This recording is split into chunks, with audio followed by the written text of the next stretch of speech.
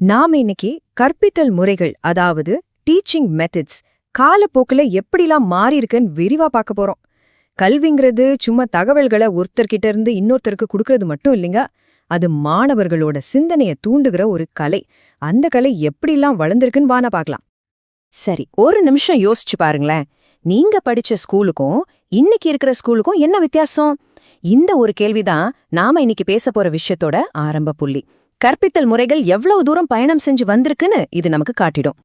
முதல்ல நம்மில் பலரும் அனுபவிச்ச ஒரு பாரம்பரிய முறைக்கு போலாம். அதுதான் ஆசிரியர் மைய அணுகுமுறை. இதுல ஆசிரியரை மேடை முனிவர் அப்படின்னு சொல்லுவாங்க. அதாவது வாத்தியார் தான் ஸ்டேஜ்ல நிக்கிற ஒரு பெரிய ஞானி மாதிரி. அவருக்கு தான் எல்லாம் தெரியும். இதுல ரெண்டு முக்கியமான வகை இருக்கு. ஒன்னு விரிவுரை முறை, அதாவது லெக்சர் மெத்தட். வாத்தியார் பேசுவார், மாணவர்கள் அமைதியா கேட்டு நோட்ஸ் எடுப்பாங்க. இன்னொன்னு விளக்க காட்சி முறை. இதுல டீச்சர் சும்மா பேசாம ஒரு சோதனைய செஞ்சோ அல்லது ஒரு கருவிய காட்டியோ விளக்குவார். இங்க ஒன்னு கவனிச்சிங்களா? இந்த ரெண்டு முறையிலயுமே தகவல் வாத்தியார்கிட்ட இருந்து ஸ்டூடெண்ட்ஸ்க்கு ஒன் வே டிராஃபிக் மாதிரி தான் போகுது. ஆனா அதுக்கப்புறம் தான் கல்வி உலகத்துல ஒரு பெரிய புரட்சியே நடந்துச்சு. கவனம் ஆசிரியர்கிட்ட இருந்து மாணவர்களை நோக்கி திரும்புச்சு. ஆசிரியர் ஒரு மேடை முனிவருங்கிற இடத்துல இருந்து ஒரு பக்கத்துணை வழிகாட்டியா மாறினாங்க. இதுதான் மாணவர் பங்கேற்பின் சக்தி. இந்த அட்டவணைய பார்த்தாலே உங்களுக்கு அந்த பெரிய வித்தியாசம் புரியும். பாருங்க, ஆசிரியர் மைய முறையில வாத்தியார் தான் ஹீரோ. மாணவர் சும்மா தகவலை வாங்கிக்கிறவங்க தான். ஆனா மாணவர் மைய முறையில அப்படியே உல்டா. ஆசிரியர் ஒரு வழிகாட்டி, அதாவது ஃபெசிலிட்டேட்டர். மாணவர் தான் ஆக்டிவா கத்துக்கிற உண்மையான பங்கேற்பாளர். இந்த சின்ன மாற்றம் கத்துக்கிற முறையே தலைகீழா மாத்திடுச்சு. இந்த மாற்றத்துக்கு ஒரு சூப்பரான உதாரணம் தான் இந்த கலந்துரையாடல் முறை. இதுல மாணவர்கள் ஒரு தலைப்பை பத்தி விவாதம் பண்ணும்போது அவங்க சும்மா கேட்டுட்டு போறதுக்கு பதிலா அவங்களோட பேச்சு திறமையையும் பகுத்தறியும் திறனையும் வளர்த்துக்கிறாங்க. இதுதான் ஆக்டிவ் லேர்னிங். அடுத்து ரொம்ப இன்ட்ரெஸ்டிங்கான ஒன்னு, செயல் திட்ட முறை, அதாவது ப்ராஜெக்ட் மெத்தட். இதுல ஸ்டூடெண்ட்ஸ்க்கு ஒரு டாபிக் கொடுத்துருவாங்க. அவங்க வெளியே போய் ஃபீல்ட் ஒர்க் பண்ணணும், டேட்டா கலெக்ட் பண்ணணும், கடைசியா ஒரு ரிப்போர்ட்டை சப்மிட் பண்ணணும். இதுல என்ன ஸ்பெஷல்னா, கற்றல் அவங்களோட சொந்த பொறுப்பா மாறுது. இந்த முறையோட மையத் தத்துவமே இதுதான், செய்து கற்றல். ஒரு விஷயத்தை புத்தகத்துல படிக்கிறத விட அதை செஞ்சு பார்க்கும்போது கிடைக்கிற அனுபவமே தனிதான் இல்லையா? அந்த அனுபவ அறிவு ரொம்ப ஆழமா பதியும். கற்றலை 4 சுவத்துக்குள்ளிருந்து வெளியே கொண்டு வர்றதுதான் இந்த நேரடி அனுபவ கல்வி.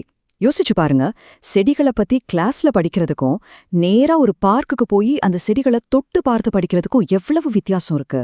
அதே மாதிரிதான் வரலாற்று இடங்களுக்கு போறதும் புத்தகத்தை தாண்டி நிஜ உலகத்திலிருந்து கத்துக்கிறது. சரி, நாம இப்போ பாரம்பரிய முறைகள்ல இருந்து அப்படியே ஜம்ப் பண்ணி டெக்னாலஜி நிறைஞ்ச நவீன காலத்துக்கு வரலாம். இப்போ டீச்சிங் டூல்ஸ் எவ்ளோ வளர்ந்திருக்குன்னு பார்த்தா ஆச்சரியப்படுவீங்க. வாங்க அந்த நவீன யுக்திகளை பத்தி பாப்போம். இதுல விஷயம் புரட்டப்பட்ட வகுப்பறை, அதாவது ஃபிளிப்ட் கிளாஸ் ரூம். பேரு கேட்கும்போது என்னடா இதுன்னு தோணும். ஆனா கான்செப்ட் ரொம்ப சிம்பிள். ஸ்டூடெண்ட்ஸ் வீட்லயே வீடியோஸ் பார்த்து பாடத்தை படிச்சுட்டு வந்துருவாங்க. அப்புறம் கிளாஸ்ல என்ன பண்ணுவாங்க? ஹோம்ஒர்க், எக்ஸசைஸ், டவுட் கேட்கறதுன்னு டீச்சரோட நேரத்தை ரொம்ப திறமையா பயன்படுத்துவாங்க. அடுத்து எல்லாருக்கும் பிடிச்ச ஒன்னு, விளையாட்டு வழி கற்றல், அதாவது கேமிஃபிகேஷன். படிப்பையே ஒரு விளையாட்டா மாத்துறது. கஷ்டமான கணக்கு பாடத்தை ஒரு பசில் மாதிரியோ, போர் அடிக்கிற வரலாற்றை ஒரு கேம் மாதிரியோ மாத்தினா எப்படி இருக்கும்? கத்துக்கிறது ஒரு வேலையா இல்லாம ரொம்ப ஜாலியான அனுபவமா மாறிடும். மாணவர்களோட ஆர்வமும் தானா அதிகமாகும். இந்த முறையில வாத்தியார் பதில சொல்லவே மாட்டாரு. அதுக்கு பதிலா சரியான கேள்விகளை மட்டும் கேட்பாரு.